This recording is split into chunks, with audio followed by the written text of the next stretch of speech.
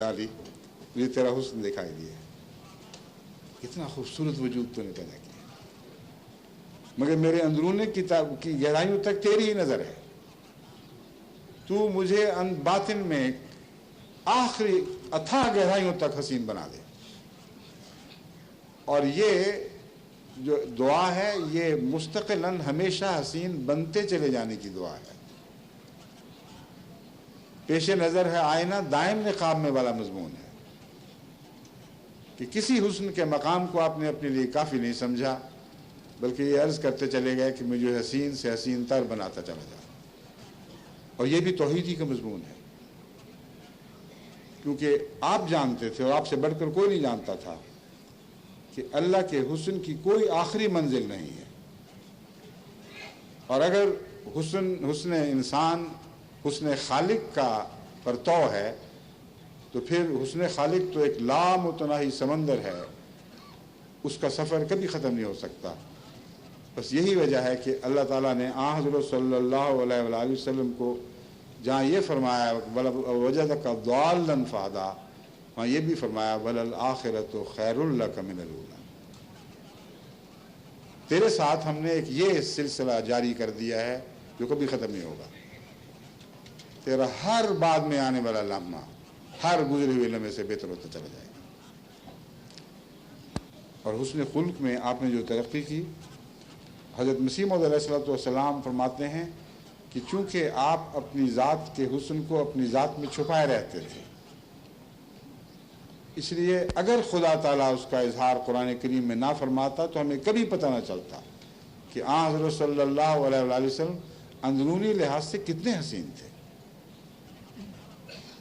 बस ये भी एक मजमून है कि जो ज़ाहिरी हुस्न था उसका जिक्र कभी नहीं किया किसी के सामने खुदा के, और जो अंदरूनी हुस्न था उसे अपनी ज़ात में लपेटे रहे और बनी नौ इंसान से छुपाए फिरते थे।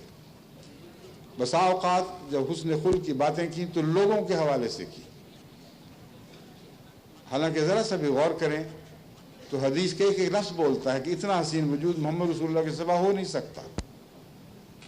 बस लोगों के हवालों से अपनी बातें किया करते थे। और ये जो लोग हैं उनका नाम भी नहीं, कुछ पता नहीं कौन थे, इसलिए कि हुज़ूर सल्लल्लाहु अलैहि वसल्लम की तबीयत में हिजाब था और बतौर नबी के मजबूर थे बाज़ अपनी सिफ़ात को दूसरों के सामने बयान करने पर, ताकि उनकी तरबियत हो। और हिजाब ऐसा था कि ये नहीं कहते थे कि देखो मैं ये हूँ इसलिए तुम ऐसे बनो।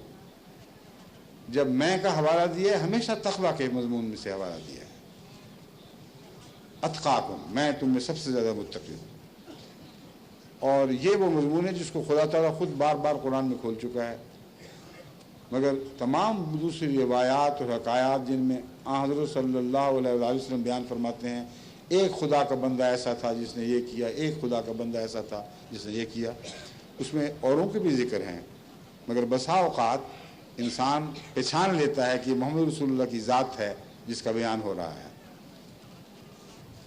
बस अखलाक व आदात को हमेशा संवारते चले जाना, ये हज़रत सल्लल्लाहु अलैहि वसल्लम को अता हुआ और इस शान से अता हुआ कि ईमान की हर शाख पर आपका खुल्क हावी हो गया।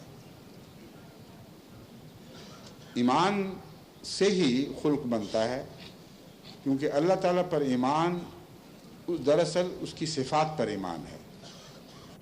और ये बात भी आपको खूब अच्छी तरह ज़हन नशीन कर लेनी चाहिए कि महज ये कह देना जी हम ईमान ले आए ये काफ़ी नहीं है। ईमान किस चीज़ पर ले आए? एक इंसान पहाड़ को देखता है कि मैं ईमान लाता हूँ ये पहाड़ है, मगर उसको क्या पता कि इस पहाड़ के अंदर क्या क्या सिफ़ात हैं, कौन कौन सी मादनियात हैं, कौन कौन से फ़वाइद इसके साथ वाबस्ता हैं, इसके अंदर जो नबातात उग रही हैं उनकी क्या हैसियत है, जो जानवर मख्फी हैं वो किस गरज से पैदा किए गए हैं। गर्जी के पहाड़ भी तो एक उलूम का पहाड़ अपनी ज़ात में छुपाए फिरता है, मगर हज़रत सल्लल्लाहु अलैहि वसल्लम को भी एक पहाड़ के मुशाबे करार दिया गया है, एक ऐसे पहाड़ के मुशाबे जिसकी कोई मिसाल नहीं है। फरमाया हमने वो वही जो मोहम्मद रसूलुल्लाह पे नाज़िल फरमाई है اگر پہاڑوں پر بھی نازل کرتے تو وہ ٹکڑے ٹکڑے ہو جاتے، اور خدا کی ہیبت سے زمین پر بیچ جاتے۔ یہ محمد ہے جو آگے بڑھا اور اس امانت کو قبول کیا، اس کے بار کو اٹھا لیا۔ بس جب میں پہاڑ کی بات کرتا ہوں تو محض ایک فضی قصہ نہیں جو تعریف کرنے کی خاطر میں پہاڑ کا ذکر کر رہا ہوں۔ خدا تعالیٰ یہ نہیں فرماتا ہے کہ محمد رسول اللہ ایک پہاڑ ہیں، فرماتا ہے پہاڑوں سے بڑھ کر ہیں۔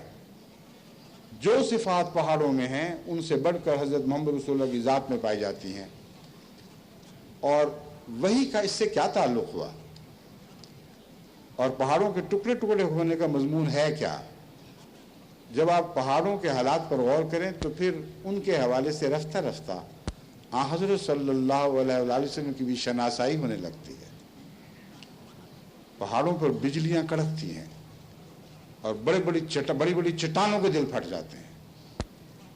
پہاڑوں پر زندگی بخش پانی اترتا ہے، اور اس پانی کے نتیجے میں تمام زمین پر زندگی کی بنیاد ڈالی جاتی ہے، اور زندگی کا سہارا بن کر اس پانی کو مختلف صورتوں میں خدا تعالیٰ مختلف وقتوں کے لیے جمع رکھتا ہے۔ ایک بہت وسیع اور تفصیلی مضمون ہے، مگر زمین کی زندگی کلیتاً پہاڑوں کی بلندی سے لے کر سمندروں کی آخری تہہ تک ان بارشوں پر مبنی ہے جو پہاڑوں پر نازل ہوتی ہیں۔ بس پیغام یہ تھا کہ محمد رسول اللہ پر بھی وہی نازل ہوئی ہے، اور ان تمام صفات کو لے کر نازل ہوئی ہے جن کو سنبھالنے کا، جن کو برداشت کرنے کا پہاڑوں کو بھی حوصلہ نہیں تھا۔ یعنی محض مادی پانی نہیں اترا بلکہ روحانی پانی اترا، اور اس کثرت سے اترا ہے، اور ایسی تجلیات ہوئی ہیں کہ پہاڑوں کے دل بھی ٹکڑے ٹکڑے ہو جاتے ہیں۔ مگر محمد مصطفیٰ صلی اللہ علیہ وسلم نے بنی نوع انسان کی محبت میں اور اللہ کی محبت میں اس بار امانت کو اٹھا لیا۔ انہ کان ظلوما جہولا، کیسا اپنے نفس پر ظلم کرنے والا ہے، کیسا جہول ہے، عاقبت کی کچھ بھی پرواہ نہیں کی، یعنی اپنی عاقبت خدا کے حوالے سے پیش نظر رکھی، مگر وہی کی ذمہ داریاں ادا کرنے کی صورت میں آپ کے بدن پر، آپ کی روح پر جو گزرنی تھی اس کی کچھ پرواہ نہ کی، اور عواقب سے بے خبر ہو کر یہ بوجھ اٹھا لیا ہے۔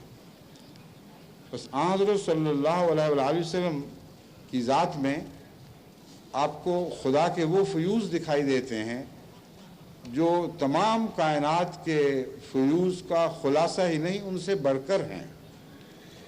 ان معنوں میں آپ تمام کائنات سے افضل ہیں،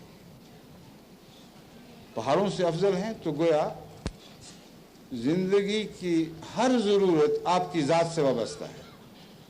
کوئی ایک ادنا بھی ضرورت نہیں جو آپ کے ذریعے بنی نوع انسان کو عطا نہ کی گئی۔ پہاڑوں کے وجود کو نکال دیں تو زمین سے زندگی کا وجود سمٹ کر الگ ہو جائے گا۔ ناممکن ہے کہ زندگی قائم رہے اگر پہاڑ نہ ہو۔ تو حضرت صلی اللہ علیہ وسلم سب پہاڑوں سے بلند تر روحانی پہاڑ تھے جن پر زندگی کی بارشیں ہوئیں، اور جن پر خدا تعالیٰ کی ہیبت سے زلزلے طاری ہوئے۔ اب پہاڑوں پر جب بجلیاں گرتی ہیں، حضور پر تو تجلیات اترتی تھیں تو لرزہ ضرور طاری ہوتا ہے اور زمین کانپنے لگتی ہے۔ بین ہی نقشہ حضرت صلی اللہ علیہ وسلم کا حدیث میں محفوظ ہے، اور راوی بیان کرتے ہیں کہ بعض دفعہ خدا کے جلال اور اس کی جمال کی باتیں کرتے ہوئے حضرت محمد رسول اللہ کا بدن کانپنے لگتا تھا، یہاں تک کہ ممبر لرزنے لگتا تھا جس پر آپ کھڑے ہوتے تھے۔ ہم خوف زدہ ہوتے تھے کہ کہیں یہ ممبر ٹوٹ کے نہ جا گرے اور حضور صلی اللہ علیہ وسلم کو کوئی تکلیف نہ پہنچے۔ تو جو مثال ہے وہ روحانی مثال ہے، مگر جسمانی مثال کی کچھ صورتیں دکھائی تو ضرور دیتی ہیں۔ آپ کی ذات میں جو زلزلہ طاری ہوا ہے وہ ماحول میں بھی طاری ہوا ہے۔ یہ نہ سوچیں کہ پہاڑ تو خود کانپتے ہیں تو زمین بھی کانپنے لگتی ہے۔ محمد رسول اللہ تو اکیلے ہی منبر پر کھڑے خدا کی جبروت سے کانپ رہے تھے۔ اللہ تعالیٰ فرماتا ہے کہ اس نے وہ لوگ پیدا کر دیے۔ جب ذکر الہی ہوتا ہے